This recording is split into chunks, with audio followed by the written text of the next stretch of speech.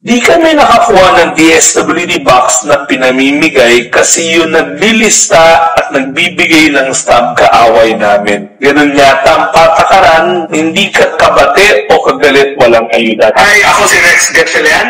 Ako ang Secretary ng Department of Social Welfare and Development o mas kilala ng DSWD. Hindi ho tama yan. Ang DSWD food boxes namin ay para sa lahat ng mga naapektuhan.